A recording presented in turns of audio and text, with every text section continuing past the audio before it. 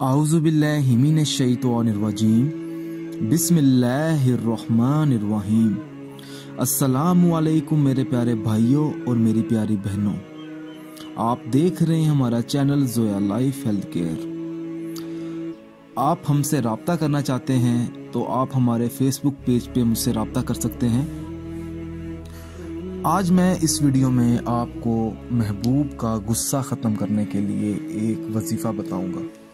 अगर आपका महबूब आपसे नाराज़ है या किसी भी वजह से वो आपसे बात नहीं कर रहा या आपसे उसका ताल्लुक़ जो है वो ख़त्म कर चुका है आपसे, तो आप चाहते हैं कि आपका महबूब जो है वो आपसे रब्ता करे, वो आपकी बात सुने,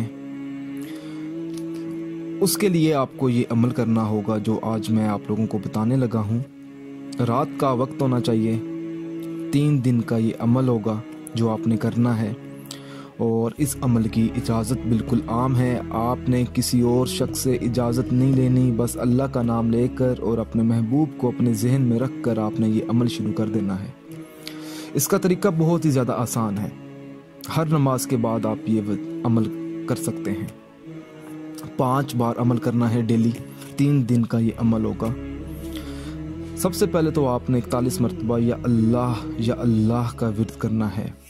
41 मरतबा आपने या मोहम्मद का विर्द करना है। 41 मरतबा आपने ला इलाहा इल्लल्लाह का विर्द करना है। 41 मरतबा आपने या वदूदू का विर्द करना है।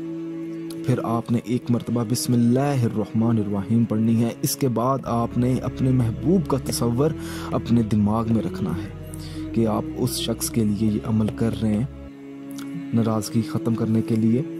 फिर आपने 1 बार सूरत वल्लैल पढ़नी है। फिर आपने 1 मरतबा सूरत फातिहा पढ़नी है और 1 मरतबा आपने सूरत यासीन मुकम्मल पढ़नी है। उसके बाद आपने वहीं बैठकर आपने दुआ मांगनी है जहां आपने नमाज अदा की है। बस आपने महबूब को अपने जहन में रखना है और इस अमल के बारे में किसी को नहीं बताना। और मैंने जो ऊपर आपसे बात की है पहले कि रात का वक्त होना चाहिए, ज़रूरी नहीं है, क्योंकि आपने 3 दिन अमल करना है, ठीक है।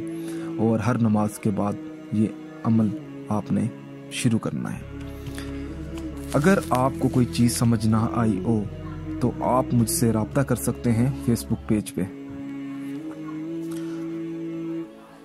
अगर आपने अभी तक हमारे channel Zoya life health care को सब्सक्राइब नहीं किया तो प्लीज़ उसे सब्सक्राइब करें ताकि हमारे आने वाले अपडेट्स आप तक पहुंच सकें। जज़ाकल्लाह।